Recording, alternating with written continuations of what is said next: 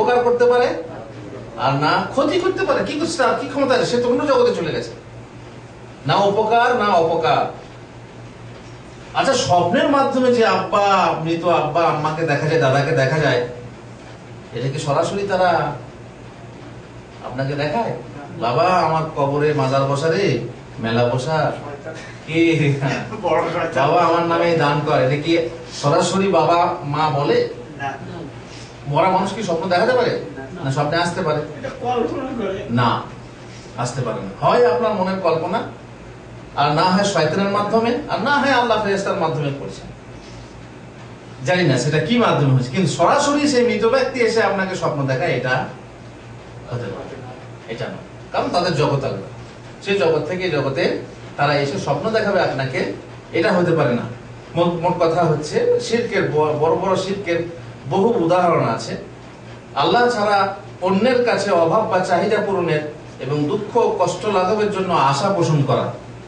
আপনি আপনার পীর সাহেবের প্রতি আশা বেঁধে রেখেছেন যে হুজুর এবারে আমার আশা পূরণ করবেন, হ্যাঁ, এই শ্রেণীর কোন কষ্ট লাঘবের বা দুঃখ লাঘবের বা সুখ লাভের আপনি আশা পোষণ করে আছেন, কারোর সাথে আশা বুক বেঁধে আছেন, এ হচ্ছে বড় শিরক।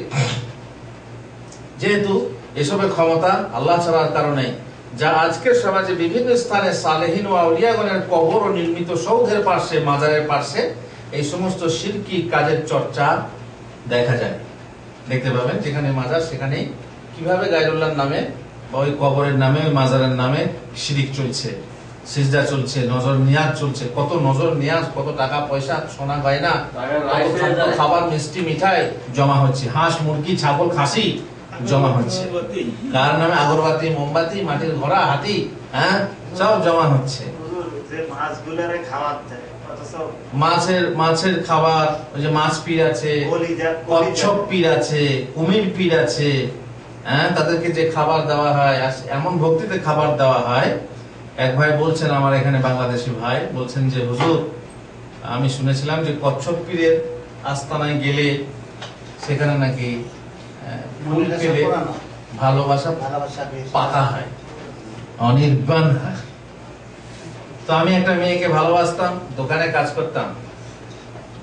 সে একদিন এলো, বললো চলো কচ্ছপ পীরের আস্তানায় যেতে হবে, সেখানে ফুল খেলে আমাদের বিয়ে পাকা হয়ে যাবে। ঠিক আছে। দিয়ে আমার কাছে টাকাও নেই, আমি দোকানে চাকরি করি। তখন আমি ক্যাশ বাক্স থেকে 10টা টাকা পকেটে নিয়ে বেরিয়ে পড়লাম। আর বাকি টাকা কিছু ছিল, রিক্সা করে গিয়ে সেখানে গেলাম। গোলাপ ফুল বলছে কিনতে পাওয়া যায়, সে ফুল কিনে দুজনে খেলাম। তারপরে কচ্ছপকে গোস্ত রুটি খাওয়াতে হবে। যে টাকা ছিল 10 টাকা দিয়ে গোস্ত রুটি যাই হোক যা নিয়েছে, নিয়ে কচ্ছপকে খাওয়াইছে, ছুঁড়েছে, কচ্ছপ কিন্তু খায়নি। তখন মেয়েটা বলছে, নিশ্চয়ই তুমি হারাম টাকা নিয়ে এসছো, তার জন্য কচ্ছপ খাচ্ছে না।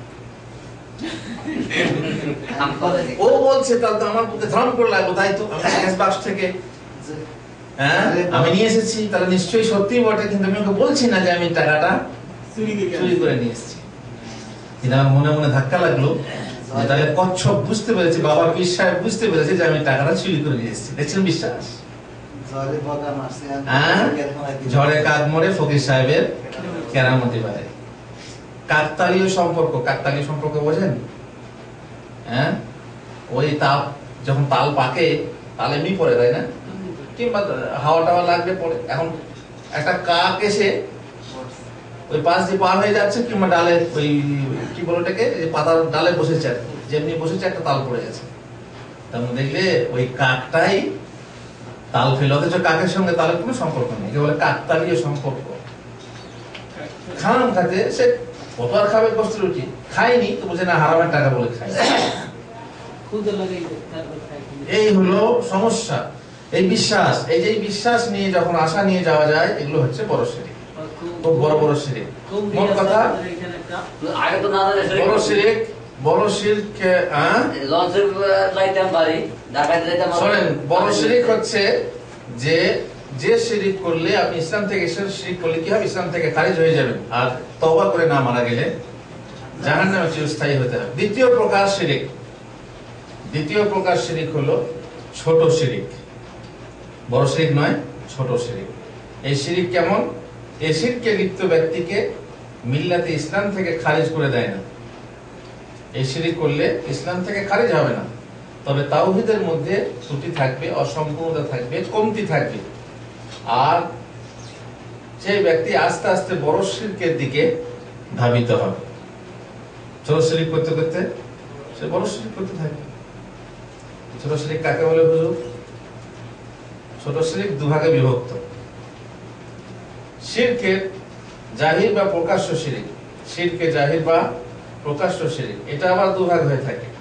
কথায় বা উক্তির মাধ্যমে শিরিক, ক্রিয়া বা কাজের মাধ্যমে শিরিক। ছোট শিরিক দুভাগে ভাগ হলো, এক হচ্ছে প্রকাশ্য আর দ্বিতীয় হচ্ছে গুপ্ত। ছোট শিরিক দুভাগে বিভক্ত, এক হচ্ছে প্রকাশ্য আর এক হচ্ছে গুপ্ত।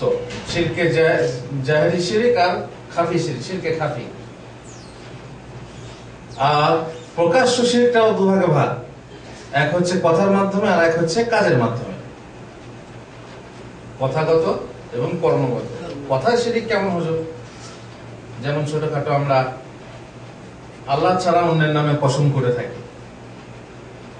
আল্লাহর কসম না বলে বলি নবীর কসম, তাই না?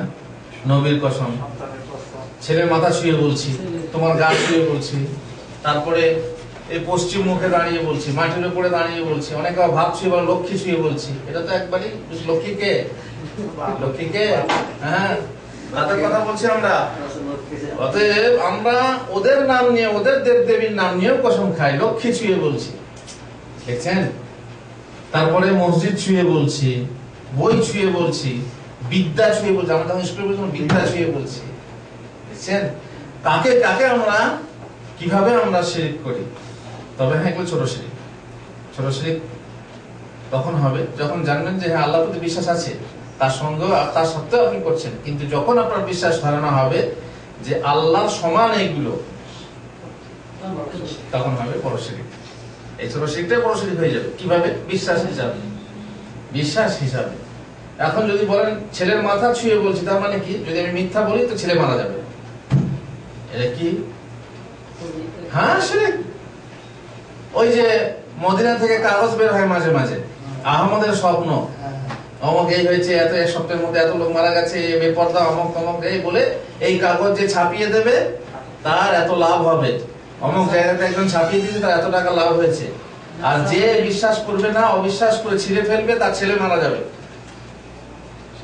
ছেলে মারা যাবে। বিশ্বাস করবেন? সালাম। যদি এই কাগজের কথা বিশ্বাস না করেন, ভালো ভালো কথা লেখা আছে, কিন্তু যদি আপনি বিশ্বাস না করেন তাহলে ছিঁড়ে ফেললে পরে আপনার ছেলে মারা যাবে।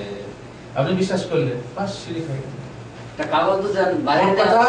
কসম কসম করলে ছোট শিরিক হয়।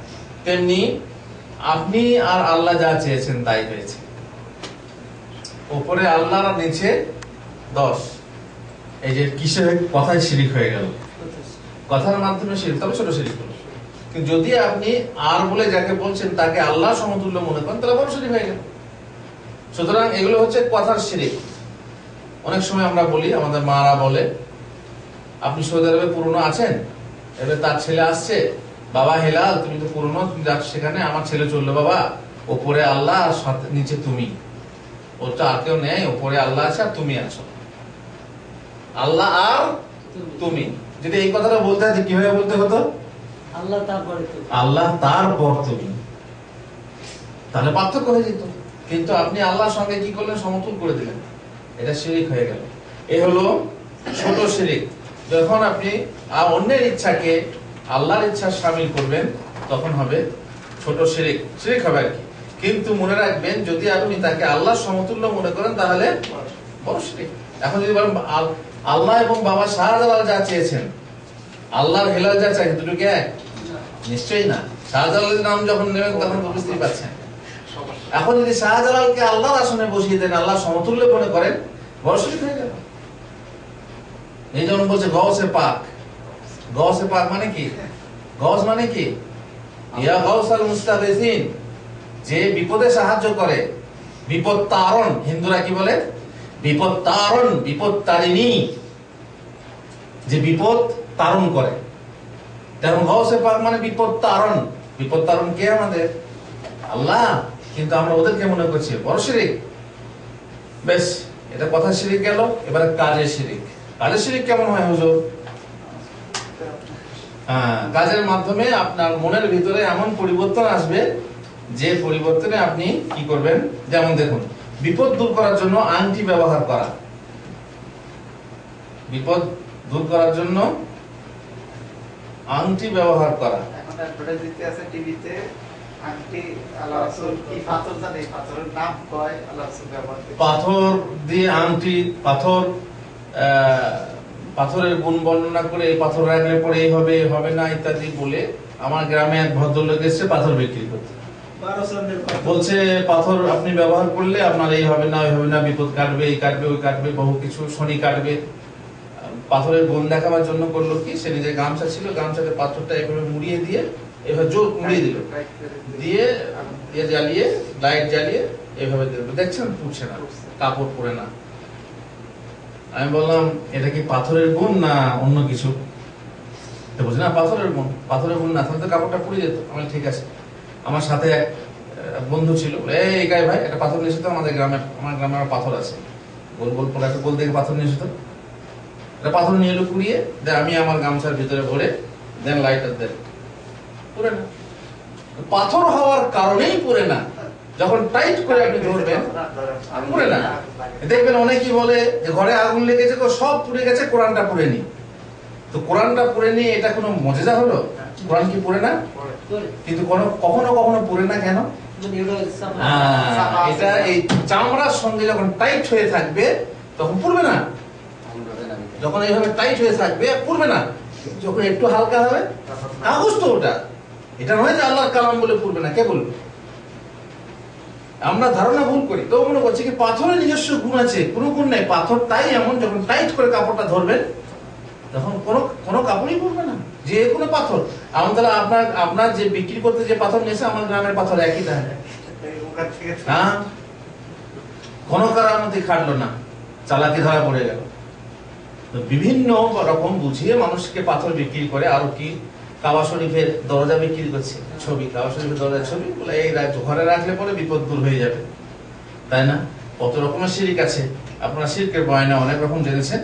এইভাবে আংটি ব্যবহার করা। আংটি ব্যবহার করা, যখন দেখবেন বিয়ের কথা হয় তখন আংটিটা ভরে দেয়। আংটিটা খুলে ফেলে মনে করে কি হয়, বিপদ হয়। বিয়ে হলে মেয়েরা চুড়ি পরে, হিন্দুর মেয়েরা ছাঙ্গা পরে, চুড়ি পরে, বলে চুড়ি যদি কেউ খুলে দেয় তাহলে কি হবে? স্বামীর অমঙ্গল হবে। চুড়ি খুলে ফেললে স্বামীর অমঙ্গল হবে। বাপরে, পারাগ্রাম তো উপায় নেই। আমাদের বাড়িতে একবার ওই যে কাপড় ধোয়ার জন্য কাঁচের চুড়ি তো ভেঙে যেতে পারে, ঝনঝন করছে, খুলে রেখে দিয়েছে। একজন এসে দেখে বলছে, এই সর্বনাশ, তুমি কি করেছো, কি করেছো ভাবি? কি হলো? বলছি তুমি চুড়ি খুলে ফেলে দিয়েছো, কি হবে? স্বামীর ক্ষতি হবে। মানে সে একবারে লাফাচ্ছে, মানে বিরাট বিপদ হয়ে যাবে। সর্বনাশ করে দিয়েছো তুমি, চুড়ি খুলে ফেলতে। চুড়ি খুলে ফেললে কি হবে? ওরা মনে করে যে এটা হচ্ছে মঙ্গলের চিহ্ন। সুতরাং এই আংটি, চুড়ি, তারপরে নজর লাগার ভয়ে তাবিজ যে দেওয়া, এগুলো কি সব কর্মের মাধ্যমে শিরিক। অবশ্য কোরআনী তাবিজ যদি কেউ ব্যবহার করে বা দেয় তাহলে শিরিক না। তাবিজ কয় প্রকার? 3 প্রকার। 3 প্রকারের মধ্যে 2 প্রকার যদি কেউ ব্যবহার করে, লেখালেখির মাধ্যমে, কিংবা ওই যে কোনো পাথর, কিংবা ওই যে গাঁদার ফুলকে ছাই, মাজারের কাবা শরীফের গেলাপের সুতো, মক্কা মদিনার মাটি, এইসব দিয়ে তাবিজ, সেগুলোও শিরিক। ইরিং বিরিং শয়তানের নাম, জিনের নাম, ফেরেশতার নাম, ফেরাউনের নাম নকশা বানিয়ে 786, 92, 98 লিখে যদি তাবিজ বলে, সেটাও শিরিক। আর কোরআনের আয়াত যদি লিখে দেয় তবে সেটা শিরিক নয়, তবে নিষিদ্ধ। কেন নিষিদ্ধ? যেহেতু তাতে কোরআনের অবমাননা হয়। এই হলো মোটামুটি কথার মাধ্যমে শিরিক। আর দ্বিতীয় প্রকার শিরিক ছিল গুপ্ত শিরিক। প্রথম হলো প্রকাশ্য, 2 প্রকার হলো। এবারে গুপ্ত শিরিক। গুপ্ত শিরিক কাকে বলে? যেটা গোপন থাকে মনের ভিতরে, নিয়তে শিরিক, সেটা কেউ বুঝতে পারবে না। নামাজ পড়ছেন কার জন্য? আল্লাহর জন্য। কিন্তু অনেক সময় আল্লাহর সঙ্গে অন্যকে শরীক করা হয়। যেমন আমরা উদাহরণ দিয়ে থাকি যে নামাজ পড়ছেন, আপনি ঘরে একা নামাজ পড়ছেন, কেমন পড়বেন? হঠাৎ করে পেছন থেকে এলাম, আমি শাহ আলম বললেন হুজুর এসছে। আগে যেমন নামাজ পড়লেন 2 রাকাত, পরে 2 রাকাতটা হুজুর আসার পর একরকম পড়বেন না পার্থক্য হবে? একরকম করতে হবে একরকম পার্থক্য হবে। আপনার মন তখন বলবে হুজুর এসছে, এসে একটু ভালো করে পড়তে হয় না? হ্যাঁ, এই এসে মহিলা যখন মায়ের বাড়িতে থাকে পর্দা করে, শ্বশুর বাড়িতে যখন আসে তখনও পর্দা করে। 2 পর্দা কি এক হয়? পার্থক্য হয়। কেন হয়? স্বাভাবিক, মানুষকে দেখাবার জন্য একটা জিনিস আছে, মানুষকে দেখাবার জন্য একটা জিনিস আছে, সেটা করলে কি হয়? নিয়তে শিরিক হয়। ওই যে বললাম একজনের কাফিল এসছে বাংলাদেশি, মোহাম্মদ আন্তা বাংলাদেশি মাশাআল্লাহ, মুসলিম দাওলা, মুসলিম লেস মাফি সাল্লি, যাই হোক মাথা চুলকে বললেন যে আমি নামাজ পড়ি না। যাই হোক, ঠিক আছে, মোহাম্মদ ফি সাল্লি ফি 50 রিয়াল রাতিব জিয়াদা, বাস সাল্লি। এগুলো কিসে হয়ে গেল? নিয়তে শিরিক হয়ে গেল। নামাজ পড়ছেন আল্লাহর জন্য, কিন্তু শিরিক। শ্বশুর বাড়িতে গেলেন, শ্বশুর বাড়ির লোক বলছে নামাজ পড়ে না, জামাই নামাজ পড়ে না, আপনি শ্বশুর বাড়ির লোককে দেখিয়ে নামাজ পড়তে লাগলেন, হয়ে গেল শিরিক, ছোট শিরিক। ওই যে মক্কা থেকে এক মদিনায় হিজরত করে এক লোক এসেছিল, কি জন্য? এক মহিলাকে বিবাহ করার জন্য। তার জন্যই আল্লাহ নবী সাল্লাল্লাহু আলাইহি ওয়াসাল্লাম হাদিসটা বলেছেন, ইন্নামাল আমালু বিন্নিয়াত, ফামান কানাত হিজরাতুহু ইলাল্লাহি ওয়া রাসূলিহি ফাহিজরাতুহু ইলাল্লাহি ওয়া রাসূলিহি, ওয়া মান কানাত হিজরাতুহু লিইমরাআতিন ইয়াতাযাওয়াজুহা আও দুনিয়া ইলা দুনিয়া ইউসিবুহা, তো ফাহিজরাতুহু ইলা মা হাজারা